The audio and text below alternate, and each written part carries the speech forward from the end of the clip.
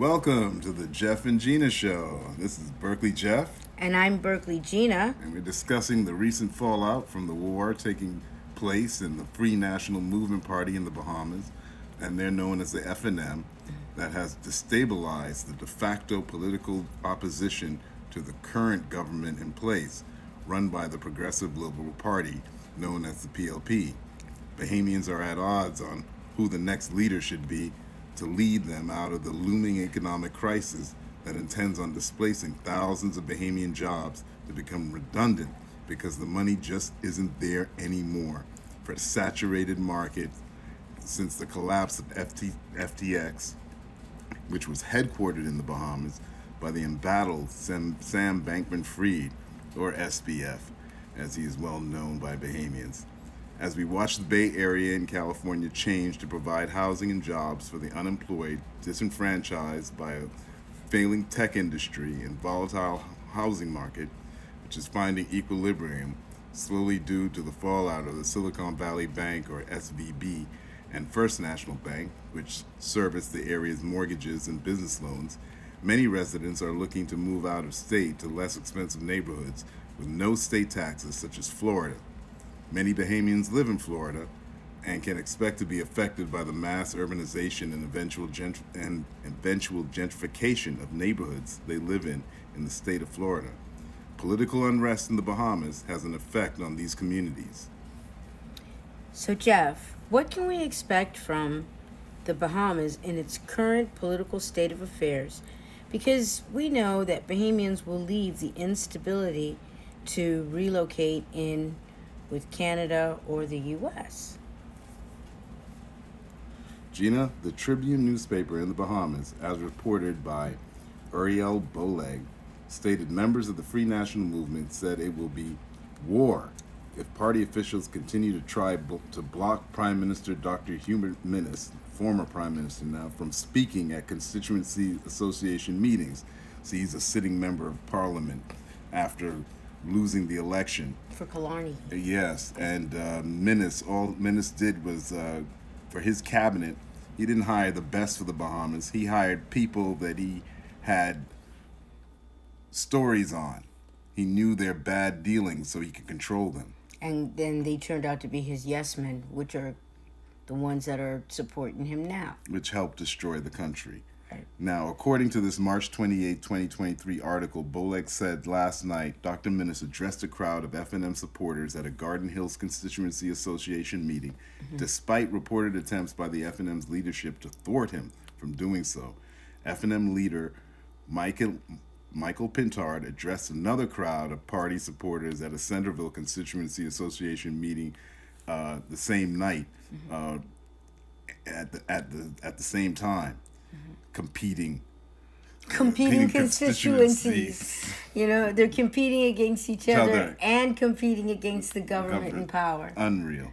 So when Pintard spoke, he said that even if he one day no longer enjoys the support of the party as leader, he would never behave in a way that would damage the organization, adding it's bigger than any one man, bigger than any one woman. Last night, Dr. Minnis insisted Mr. Pintard is the leader, and I respect leadership on the sidelines of the Garden Hills event. I'm not convincing this Minnis guy. He doesn't respect any leadership. That's the problem.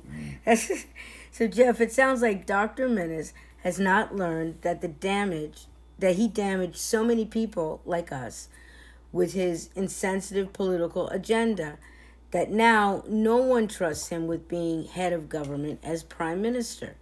His true character is emerging as an abuser of Bahamian rights and chronic offender of corruption because of his disregard for the Bahamian Constitution. Now, Boleg, the writer at the Tribune, said, quote, when asked about how he felt about speaking at the meeting, Dr. Minnis said, I speak in front of Garden Hills representatives and many others, you know, but if I'm invited to speak, I speak. During his remarks, Dr. Minnis mainly took aim at the Progressive Liberal Party and their governance. Mr. Pintard did the same thing as well. but also took time to speak about loyalty in regards to Dr. Minnis's behavior to his supporters. As I was talking about, there are competing constituencies taking jabs at each other because Minnis and Pintard don't like each other. Well, keep in mind that they were both in the same government, in the ruling government, and did such a lousy job talking about this government doing a lousy job. Exactly.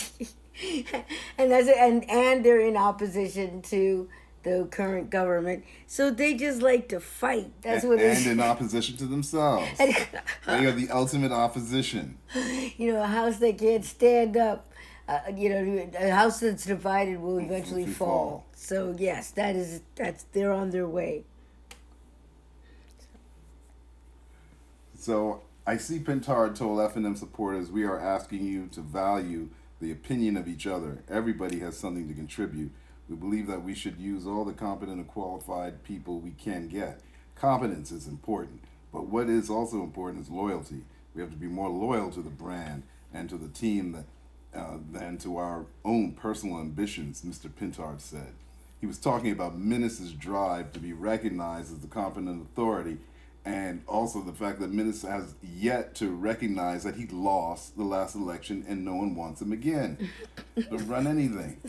See, now, Minnis was the competent authority during the health lockdown when Bahamians are already the subjects of a constitutional monarchy which recognizes the sovereign, King Charles III, as the head of state. Why does Minnis feel his authority is above the king's authority? Doesn't the king own the land? Yeah. Anyway, Pintard then recalled how he previously had two tough run-ins previous elections, once as the unsuccessful candidate for Centreville constituency, and added that he never doubted the value of the party's then leader at the time. So why is Minnis questioning Pintard's leadership? Pintard intends that he never, quote, never confused his personal situation with what is good for you, for us, for the brand. There are going to be some times when things don't work out well for us individually, and some days we got to suck it up because there's some crisis bigger than our personal situations. Wow, just talking straight to Minnis. Again, Pintard added, loyalty is important. I love this country. I love the free national movement, and the reality is the day you decide that our love affair is over, I'll keep loving you even if it is from a further distance. But I will never leave the organization you and I have helped to build. Not only will I not leave it, I will seek not to behave in a manner that I damage the organization that we built. It's bigger than any one man, bigger than any one woman, Mr. Pintard said. There's some strong words. Yeah, but he only saying it now because he's leader, right? So that same night at the end of March, Minnis's F&M friends, former Fort Charlotte MP Mark Humes, rumored to like little boys, and former Minister of Health Brenwood Wells, who promised Bahamians have food security, which turned out to be a lie, and former Minister of Works Desmond Bannister, who was known by his famous daddy Everett Bannister, who sold the Paradise Island Bridge so many times that Bahamians lost count of how much Sir Lyndon made from the sales. Were all in attendance at the Garden Hills meeting. See, Long Island MP Adrian Gibson also showed up, and that guy has been indicted for 56 counts of fraud. That's right. When he was chairman of the Water and Sewage Corporation. So Minnis has lined himself up to run with questionable political alliances already established in Bahamian society as rogue political bandits that Minnis brought in on his cabinet. Rogue political bandits. That's what they are. And Desmond Bannister told reporters voices need to be heard, Dr. Minnis's in particular, to show where his loyalty lies. Not with Pintard, who is the democratically elected leader. Bannister said, I grew up in a time when the airways were not free, and you all may not appreciate it, but you You all are a lot younger, Mr. Bannister said. The FNM opened up That sounds like it. that up so that we could have all these stations that we have, so that all of you young people, brilliant young Bahamian people, can have the opportunities you have.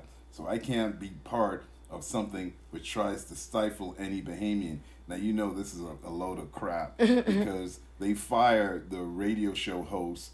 The government in charge fires a radio show host that is bringing truth to how little the government is doing or their failings. And we've seen this in this government, Cocaine Bear's government, how he fired Juan McCartney, got Juan McCartney fired. That's right. So there is no free speech. This is a mistake on his part.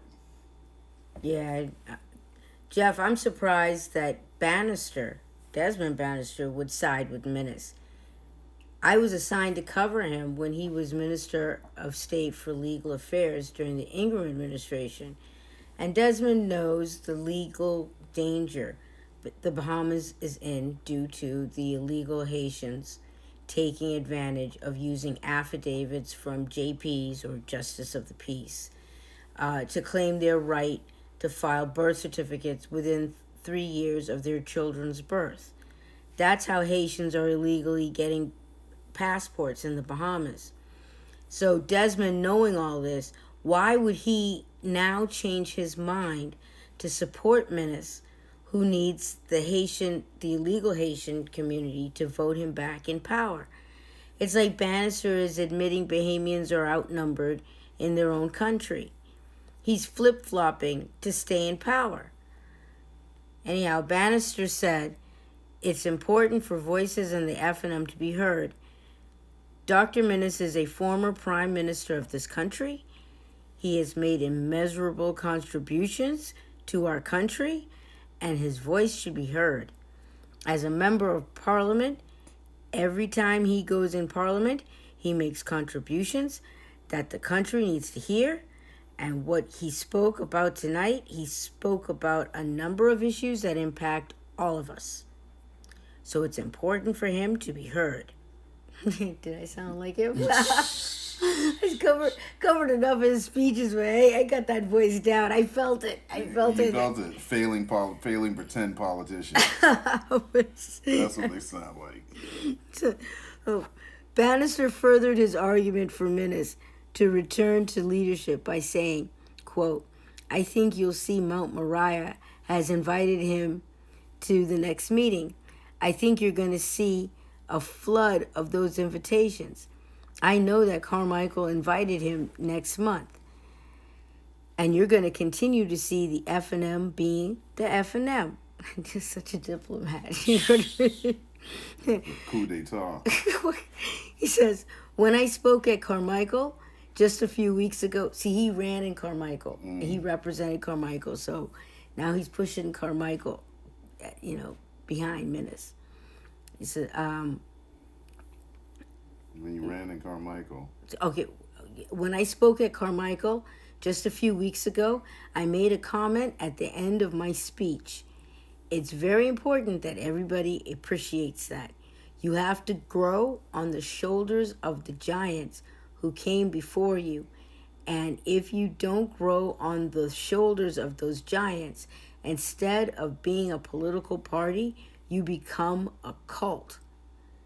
So that shows me that Desmond Bannister has aspirations to become prime minister of the Bahamas and someday. Leader of a cult. Because that's all I heard in there. Some kind of obsession, cultist, kind of nonsense going on. Giants standing on the shoulders of giants. That doesn't sound like Scar in The Lion King. Something like that. Be prepared. You know what I mean? Some demon march. Those are strong words of opinion from Bannister, who is supporting a leader who put the country at risk of collapse and opened the doors for investors peddling non-fiat currencies like FTX crypto markets to feel comfortable taking Bahamian money to invest in the war between Ukraine and Russia. It's not fair to struggling Bahamians to endure these global pressures when the country has its own people to house and feed. Bannister is adamant and said the party is already facing the perception of being fractured internally and suffering from infighting. Still, Mr. Bannister believes the FNM is going to pull together back under Minnis with business as usual. That was bad business, and it was unusual.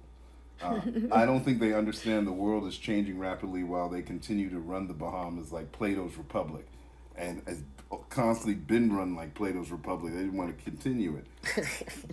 Bannister was thought to be the most level-headed of the group, but his blind faith is leading the naked into despair.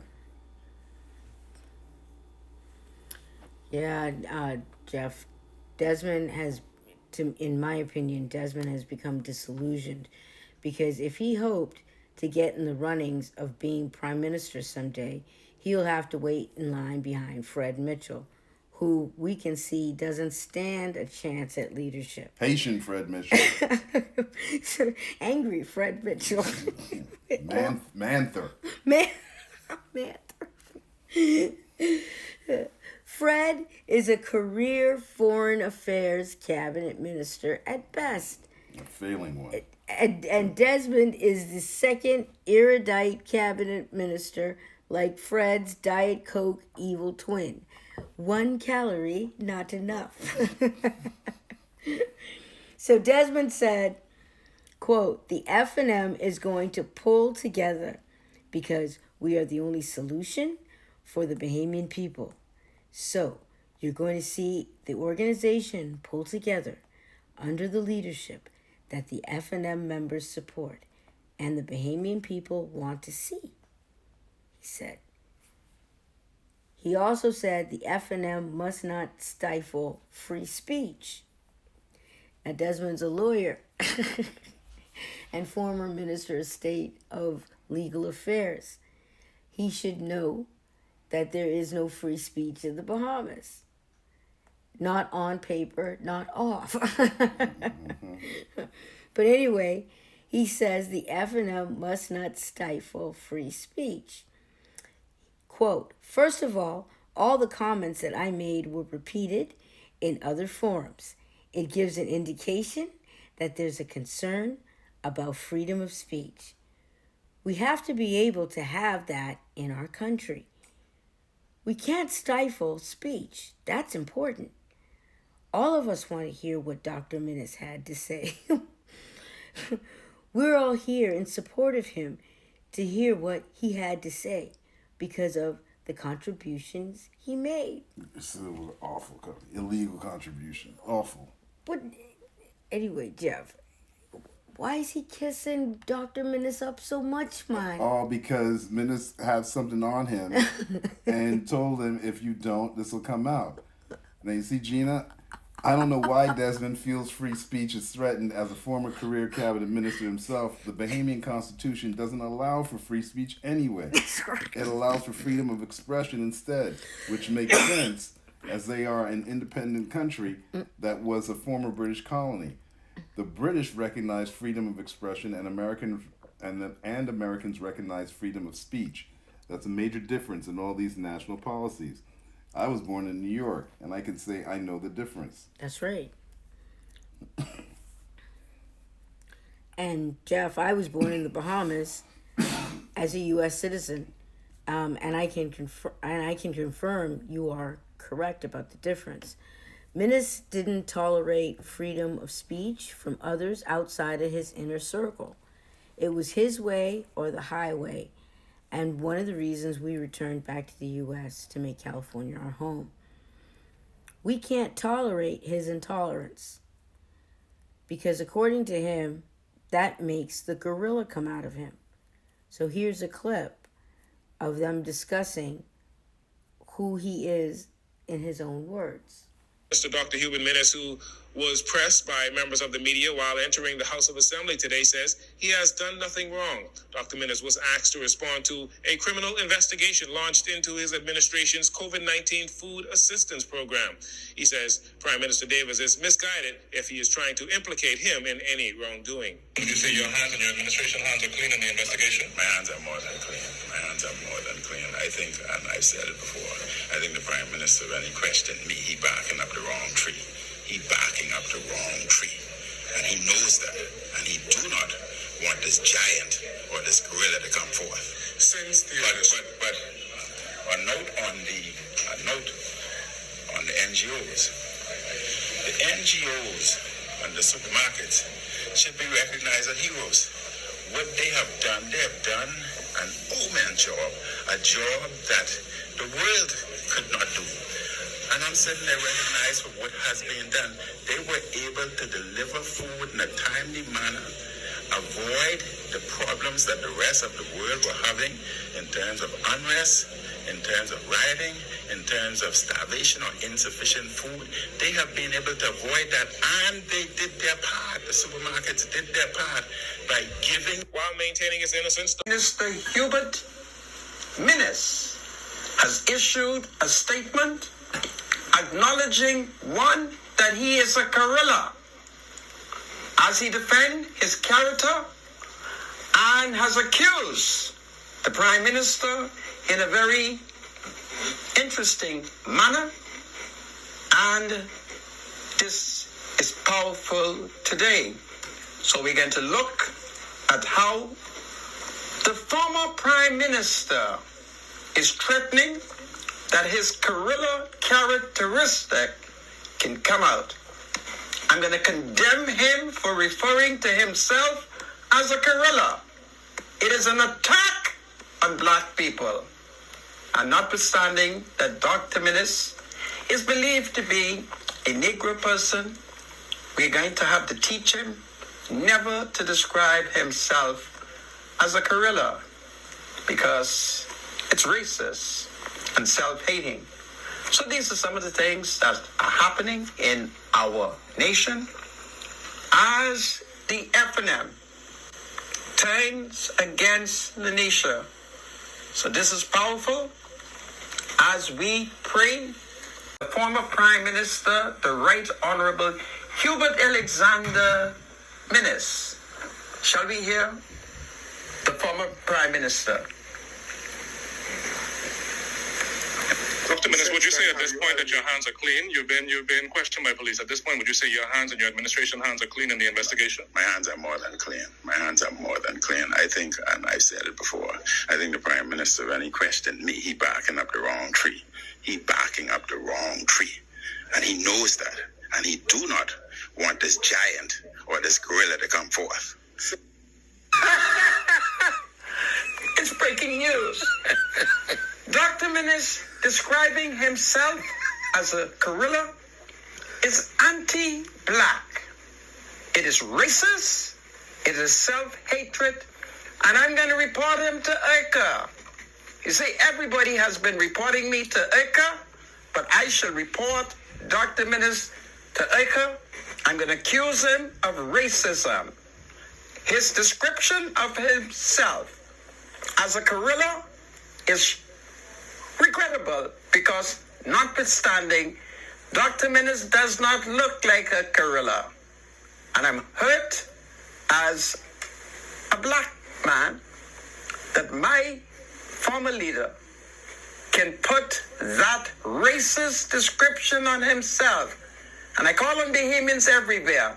Whenever you see Dr. Minnis, you tell him it is a national disgrace that he, as a Negro man, is describing himself as a guerrilla.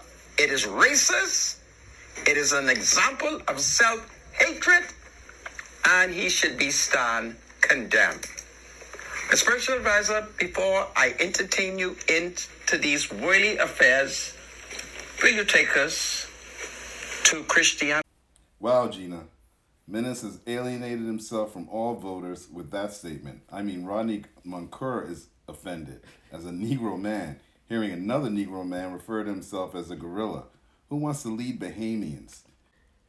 Well, in the spirit of Bahamian free speech, the Tribune report quoted Zendel Morley, the chairman of the Garden Hills Constituency Association, that's where Minnis, who also pointed out to Dr. Minnis's position and work to justify him speaking.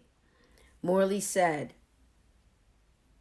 quote, because he's a sitting MP of the Bahamas for Killarney, he's a Bahamian, and he's a F&M. So he has a right to speak at any meeting, any F&M meeting that anybody is invited to. He claimed that there were many attempts to stop Dr. Minnis from being able to speak, adding some up to press time of the report.